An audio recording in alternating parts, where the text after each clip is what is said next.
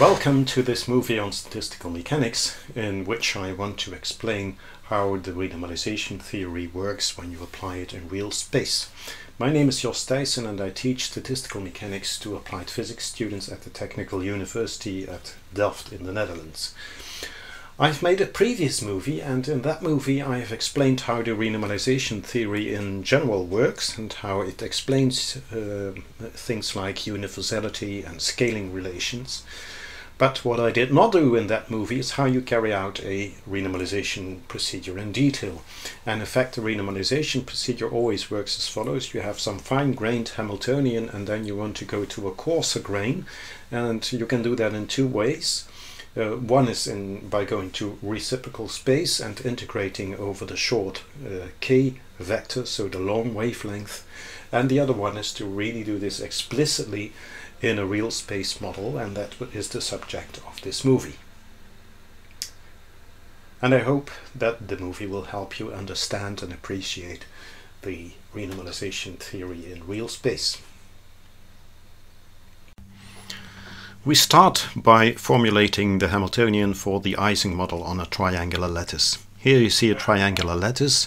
As you can see, it contains solid links and dash links, but you should neglect the difference between the two for now. And we have sides on this lattice. These sides are denoted by an index I, so each side has its own index, and on the sides we have spins Si, which, as usual in the Ising model, assume the values plus or minus 1. And then we can formulate the Hamiltonian. The Hamiltonian is minus beta h, which depends on the configuration of spins on this triangular lattice, and its form is j, that's the coupling constant, times a sum over nearest neighbors, so the angular brackets denote the nearest neighbors, and then we have an Si times Sj. We could imagine that there is also a magnetic field present, and in that case we could add a plus b and then a sum over I Si. For now we will just neglect this term. We want to perform a renormalization transformation, and in a renormalization transformation we are going to new spins which live on a coarser lattice. The coarser lattice should have the same structure, the same topology as the original one, and we take for that the centers of the triangle which have solid boundaries. So this is a new spin on the coarse-grained lattice, this one too, and this one here, and here, etc. And as you can see, these new spins, the red crosses, they form again a triangular lattice, and we label the positions on that lattice by k rather than I, and the new spins are called tk, so tk is also plus or minus 1. And in this case we are in a comfortable situation, because if we look at the three spins surrounding this side k here, 1, 2, 3, there will always be a majority of plus or minus, because we have an odd number of pluses and minuses that we add. So we either have 2 pluses and 1 minus, we have 3 pluses, we have 2 minuses and 1 plus, or we have 3 minuses. And in all cases there is a clear majority of pluses or minuses, and we are going to choose those tk according to the majority rule. Here I formulated that in a formula. So the Sik are the three spins of the fine-grained lattice that surround this side k, and if they add up to something which is positive, then we take the tk to be plus 1. If it adds up to a negative result, then we have the tk is minus 1. According to the general procedure that is to be followed in renormalization, we define a new Hamiltonian which has the same form of the original one, but now it's defined in terms of the tk. So we have an a times e to the power j primed tk k primed, where it is understood that k and k prime are nearest neighbors.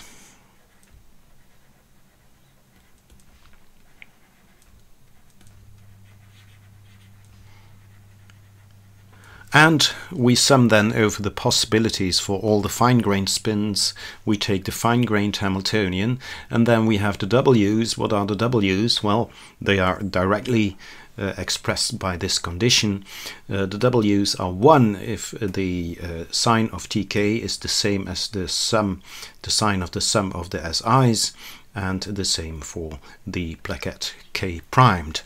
And to be specific, what we should have in mind here is a side K primed here and a K there. So we are looking at the coupling between these two, so the two coarse-grained spins, and the rule for finding that coupling is given by this expression here.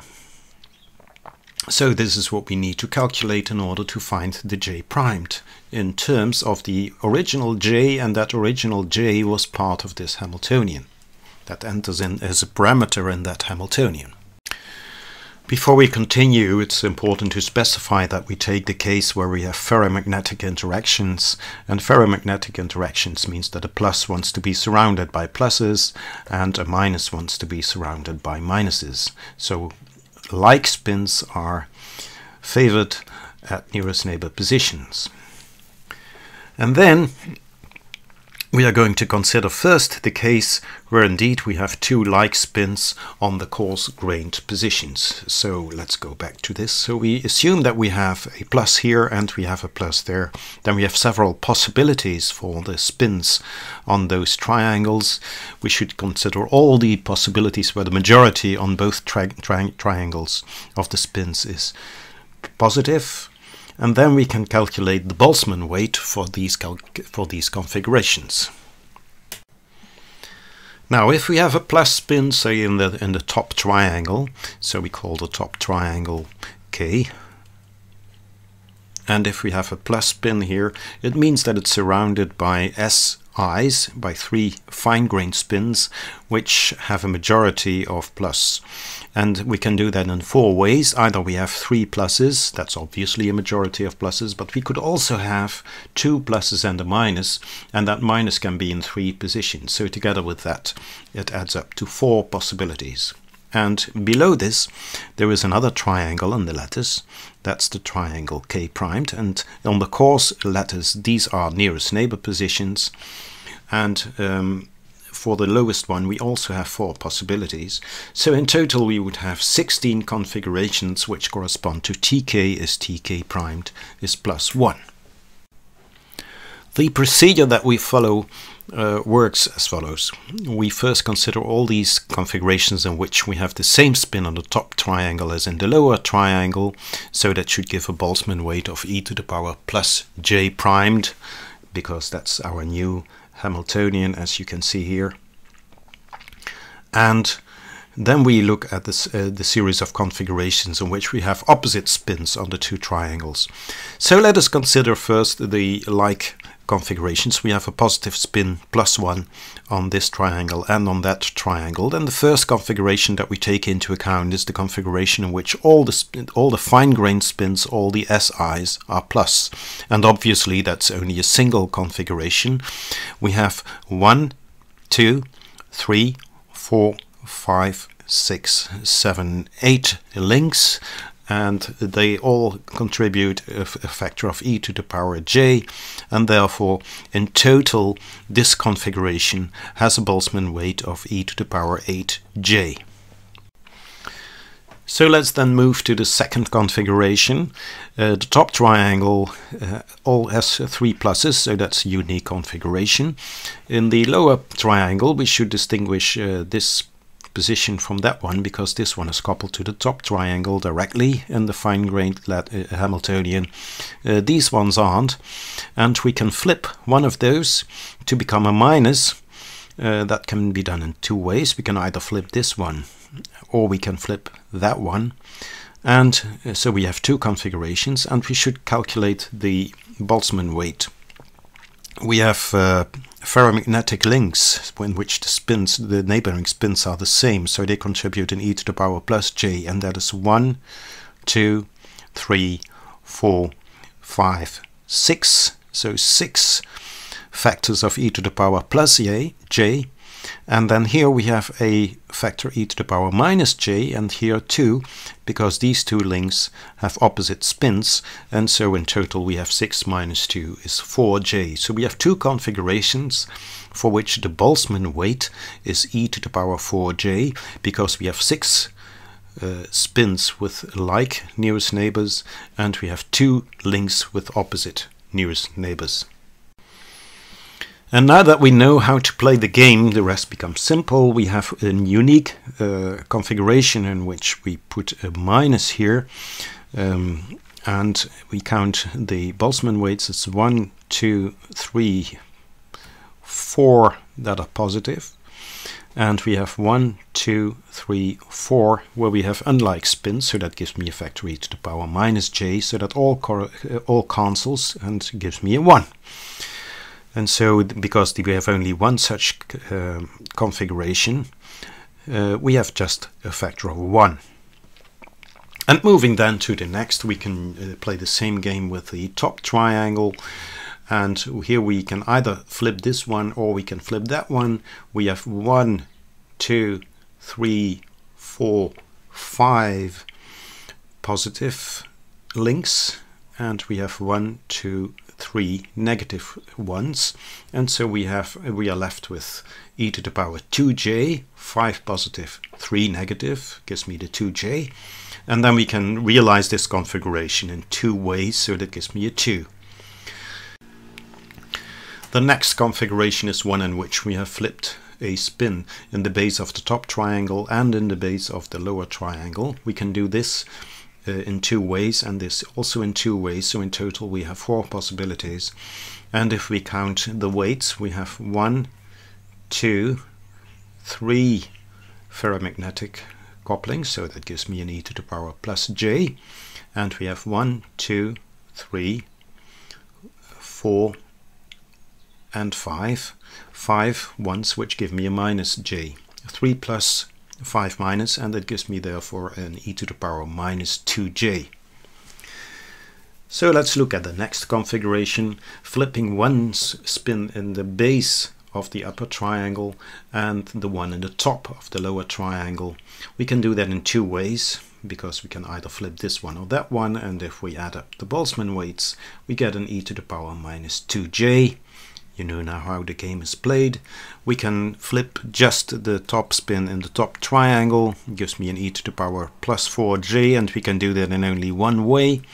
Or we can move the lower one on the base to a minus, which can be done in 2 ways, and we flip also the top spin. It gives me a factor of 2. The Boltzmann weights, they just all cancel, so there is no j. And finally, we can flip the top spin in the upper and in the lower triangle. It can be done only in one way, and the Boltzmann weight is e to the power minus 4j. So looking back at the renormalization procedure, it was summarized here. We see that for this configuration where we have two spins with the same sign, so we should get an a times e to the power plus j primed, because the tk in the upper and in the lower triangle were both plus 1. And the w's, they are just 1, because we have summed only over those configurations where a majority of the s spins corresponded to the sign of the tk, which was in both cases a plus 1. We only took majority spins plus in the lower and in the upper triangle, so the w's, for those cases they always give 1. And then we should add all these Boltzmann signs, and those are the Boltzmann signs that we just all found, and we then arrive at the following result. So here is the result, and you can easily recognize all the terms that we have encountered before. So the e to the power 8j, which occurs only once, that's found here. Now let's consider the terms with the 4j. We had 2 of those terms here, and then we have an additional term there. So in total we have 3 times e to the power 4j. The 2j occurs here, then we have a 1 plus 2 gives me a 3, and then we have 6 times e to the power minus 2j, and we have one term with an e to the power minus 4j. The next step is then to repeat the exercise, but then for a plus spin in the upper and a minus spin in the lower triangle, and the calculation proceeds along the same lines as the previous one. I will not go into details here, but the result is this expression, which is 2 times e to the power 4j, etc. And it runs up to 2 times e to the power minus 4j. To proceed, I take this equality, and then I divide them. So I take this one divided by that one. On the left hand side, I then am left with an e to the power 2j primed, and on the right hand side I have an expression in terms of j. So this is the relation which relates the renormalized coupling constant j primed to the original fine-grained coupling constant j. Taking then the logarithm on the left and the right hand side and dividing by 2, we have an explicit expression for the new coupling constant, the renormalized coupling constant j primed, in terms of j. And so now we are going to analyze this relation between j and j primed. Here is a graph of the result. So I take this expression for j primed, and I have a drawn line here. That's precisely that expression, the j primed, as a function of the original constant j. And I've also drawn here the dashed line, which is the line where j is equal to j primed. So at the crossing point of the two, it means that renormalization doesn't change j anymore, and that means that this is the fixed point that we are always searching for in the renormalization theory. And what we need to know is the derivative of this graph here near the fixed point, because that tells us something about the critical scaling dimension. The fixed point value turns out to be 0.365, and the derivative of the j primed, so that's of this curve with respect to j, taken precisely at the fixed point, is 1.544, and we know that this is L to the power Z, and the question is then, what is L for this transformation? To answer that question, we go back to the geometry of the renormalization. We had 2 triangles and we couple those, and so the new lattice constant is the distance between the 2 red crosses, and a little bit of geometry should convince you that the L is now square root of 3. So the distance between the red crosses is square root 3 times the nearest neighbor distance, like this distance or that distance. And from that we find that z is 0.79, very close to 0.8, and nu, which is the critical exponent for the correlation length, and that is given as 1 over z, is 1.26. That should be compared to the exact value, and the exact value is nu is 1. In fact, the triangular Ising model, the Ising model on a triangular lattice, was solved by Houtappel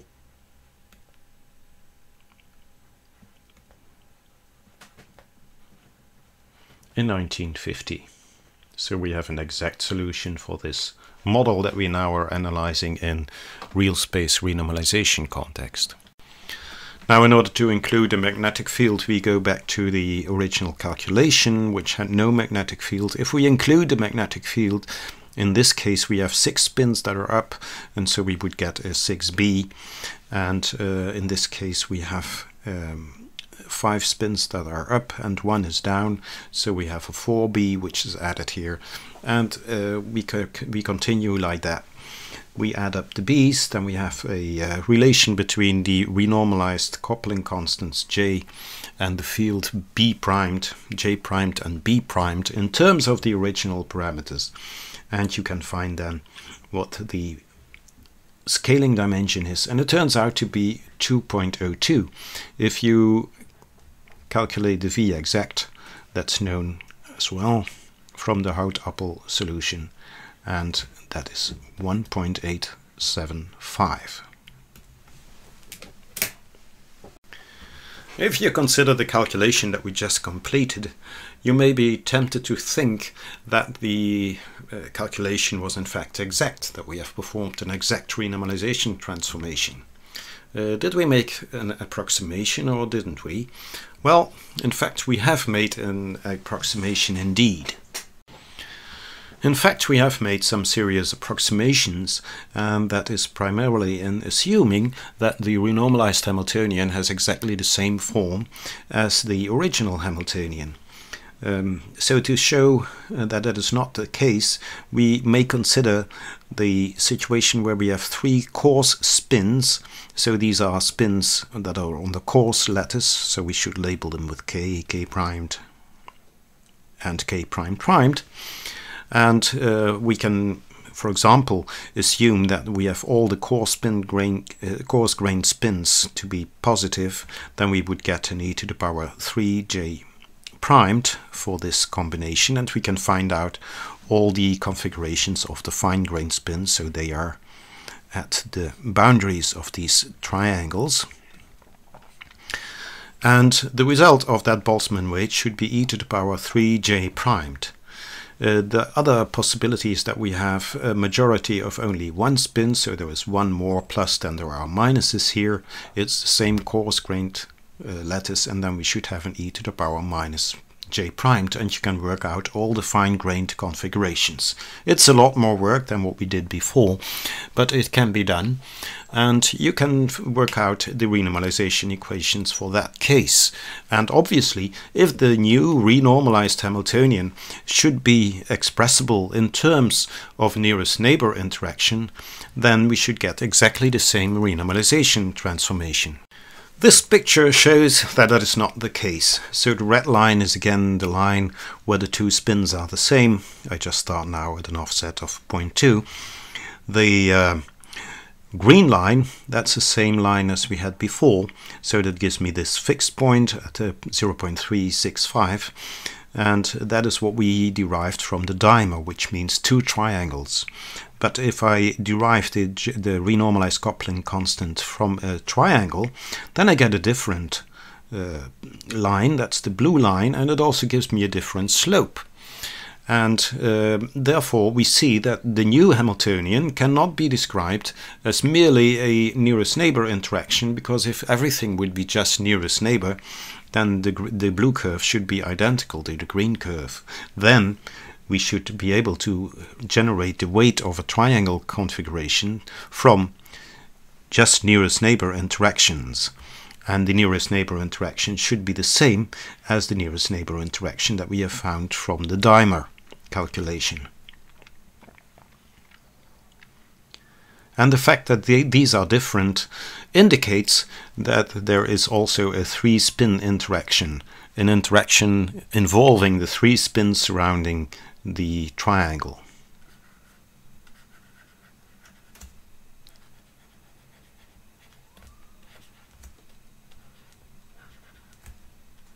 A three-point interaction.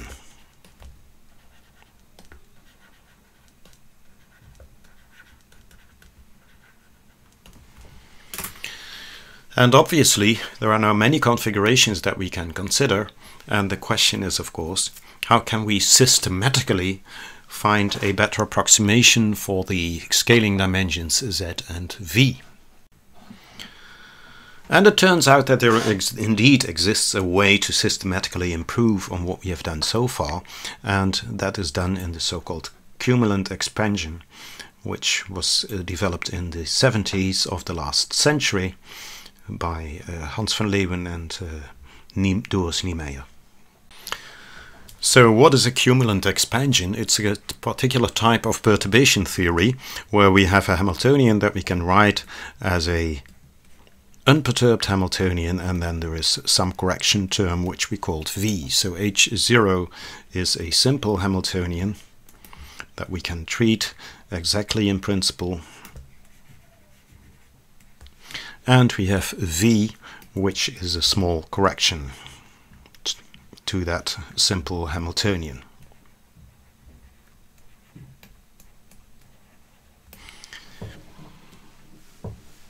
The partition function of the model is given as the sum over all the configurations, which I have symbolically denoted here as a sum over R.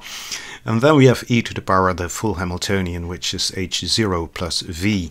I have excluded here the factor minus beta, which is assumed to be included always in the Hamiltonian. Now let us calculate the expectation value of e to the power v with respect to the h0 Hamiltonian, to the unperturbed Hamiltonian. That is obviously related to z, and what we find is that it's, of course, according to the definition, it is given by this expression e to the power h0. So this would be the expectation value, and then we need to multiply that by the operator here, which is e to the power v. And we see immediately that the numerator is z, and of course we have a z0 in the denominator, and so we can write that z is z0 times the expectation value of e to the power v with respect to the unperturbed Hamiltonian. If we then carry out a Taylor expansion for the exponent, we can write e to the power v expectation value as 1 plus the expectation value of v plus a half times the expectation value of v squared, etc., etc.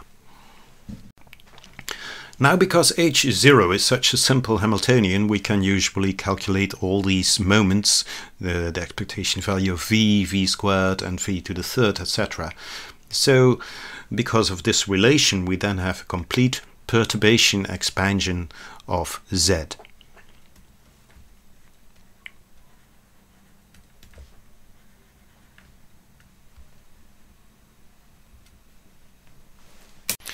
If we calculate from there the free energy, which is defined as usual as minus kBt times L at z, then if we put in this form that we have over there, we find that it's ln z0, and then we have a minus kBt,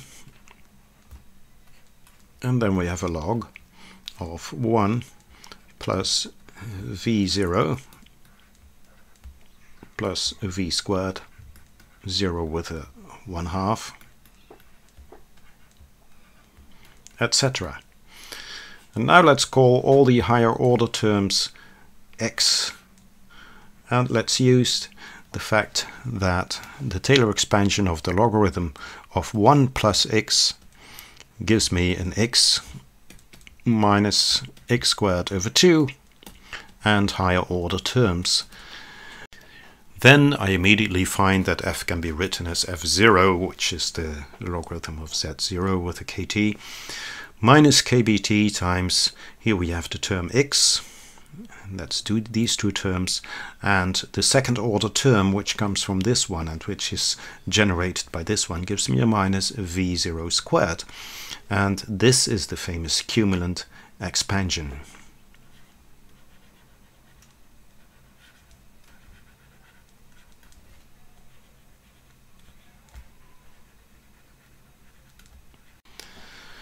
So now let's go back to the problem that we are addressing. That's a renormalization procedure for the Ising model on a triangular lattice.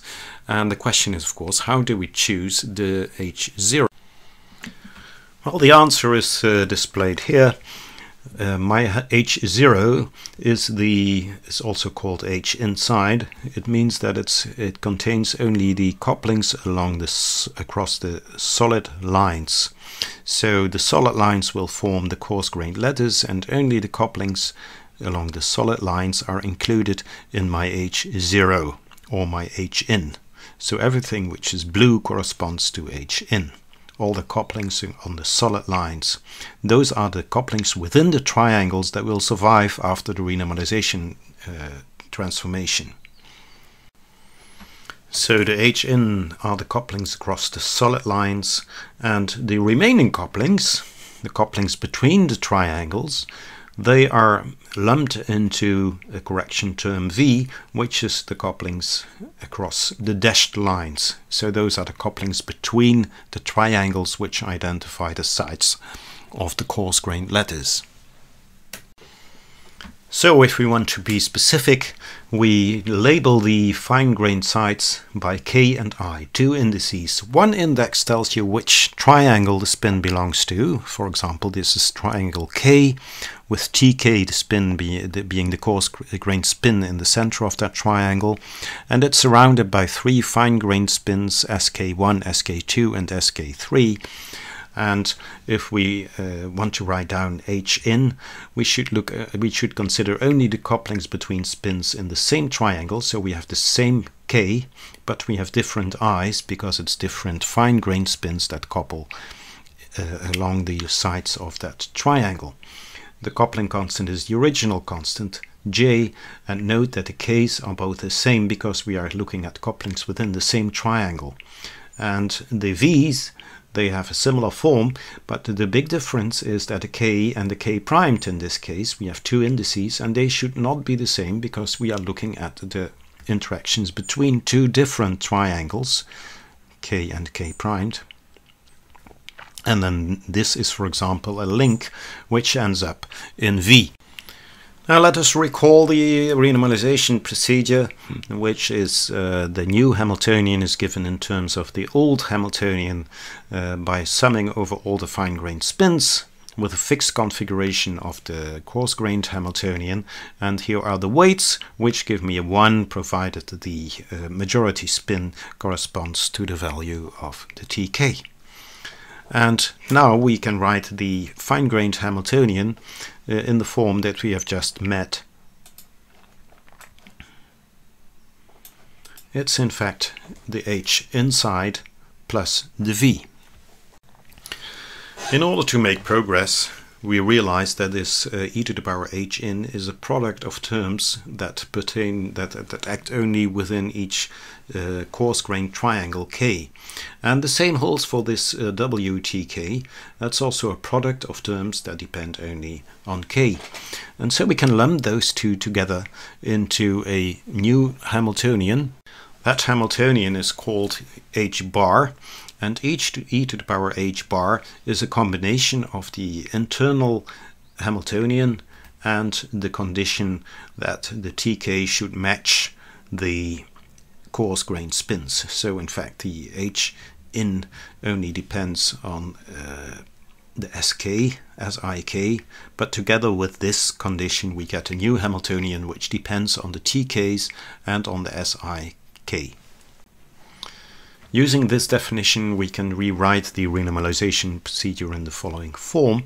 We need to find the coarse-grained Hamiltonian, the H primed, and using this H bar, we can write that in this form, and that is reminiscent of what we have done in the Cumulant expansion. It's in fact a cumulant type of perturbation theory that we perform.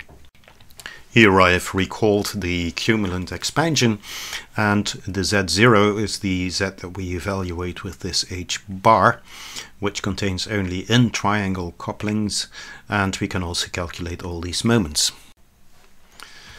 It should be noted here that in going from this line to the next we have taken the logarithm, just as in the case of the free energy that we obtain from the partition function.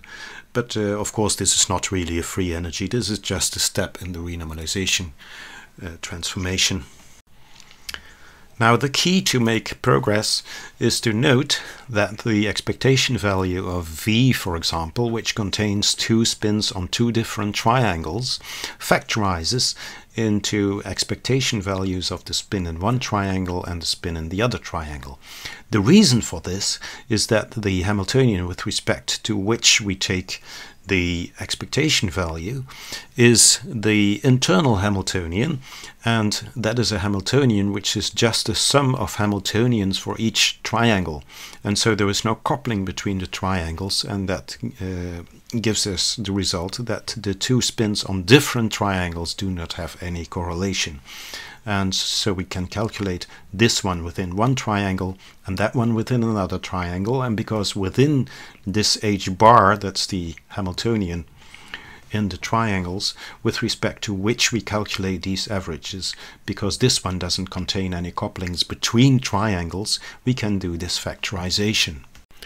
So let us assume that we are in a triangle which has tk is +1. Then we have the following possibilities for the fine-grained spins.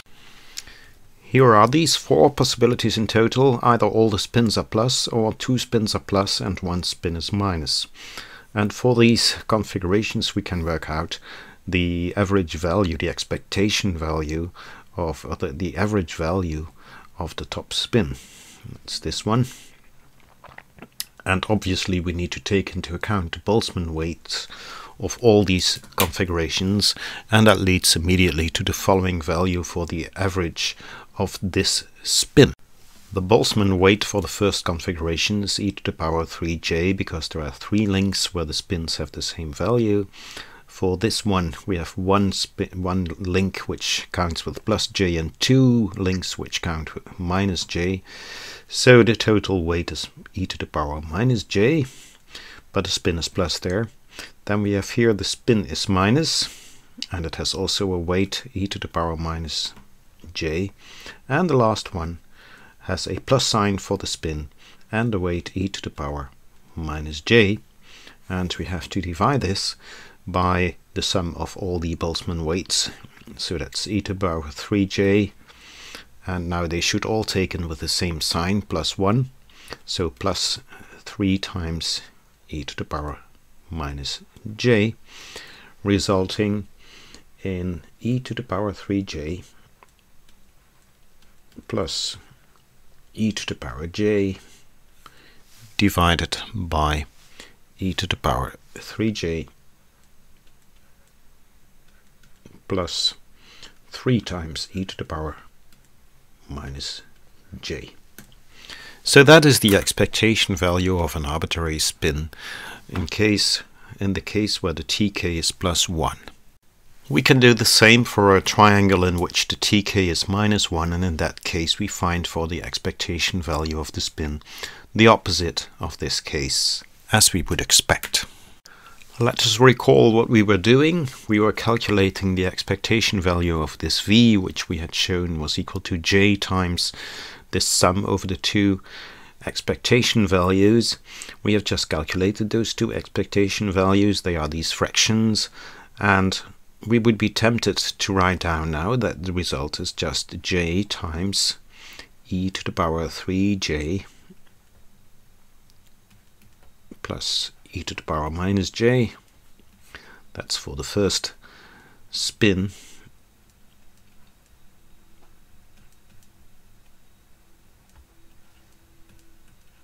Multiplied by tk primed,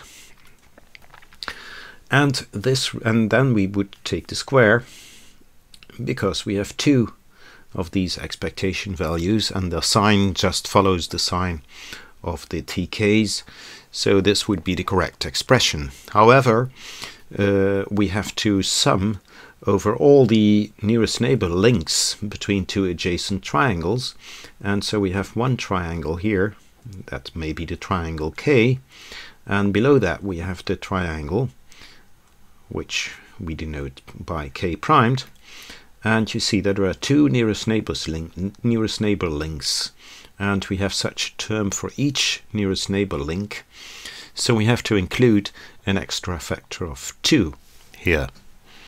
The critical point is now associated with the fixed point of this transformation. So it's a transformation which brings us from j to j primed, and the fixed point is the point for which j primed is equal to j, and that is the critical point.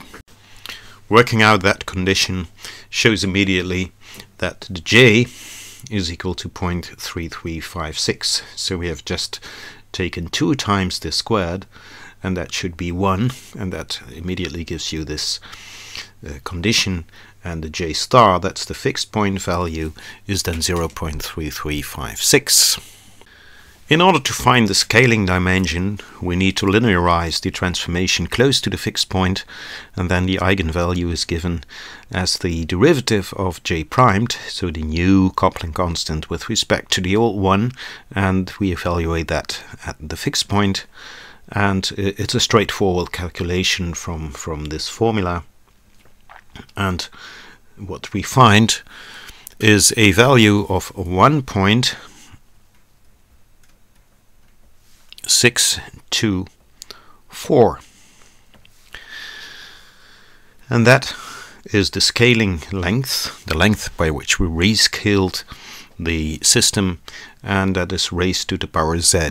Z is scaling dimension, just as before. The L is equal to square root of 3, so that's raised to the power z, and from this we infer that the value of z is 0.883. And that's just a bit better from the value that we found before, when we did not do the cumulant expansion.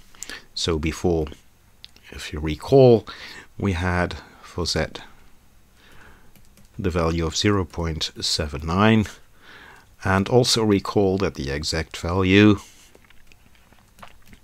that we know from the exact solution is 1. It's exactly 1. So we are doing a little bit better. It is possible to do the calculation also for the with the presence of a magnetic field, and from that calculation you can find this magnetic scaling dimension, which is V rather than Z, and we obtain a value of 1.37, which is smaller than the exact value, and the exact value is 1.875. In conclusion, we can say that we can perform the renormalization transformation for the Ising model on a triangular lattice in 2 ways. Both ways have been explored by Niemeyer and van Leeuwen, and they first looked at larger and larger clusters. So they looked, for example, at all the possible geometries of 3 cells. We have only looked at a triangular arrangement, and so they went up to 5 cells.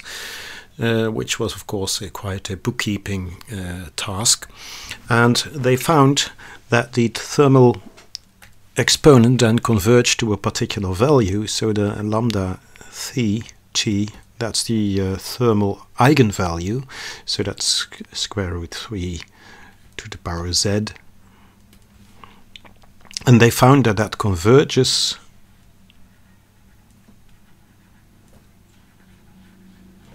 towards 1.782, and that was for 5 cells, which means that you have 5 triangles, and you look at all the possible configurations, and then you try to model that with a 2-point interaction. The second thing they did was the cumulant expansion that we have also explored, and they also did the second order cumulant expansion. Here we have only demonstrated how you do the first order one, and what they found were the following values. For the thermal exponent they found 1.784. So quite close to this one. However, both methods have their pros and cons. The cluster method, where you increase the cluster size, becomes very cumbersome to carry out with increasing cluster size.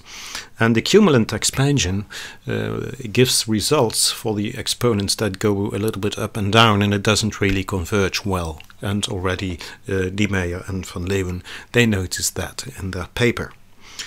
Nevertheless, this was the first real space renormalization that was carried out, and it was therefore a seminal result in the development of renormalization techniques.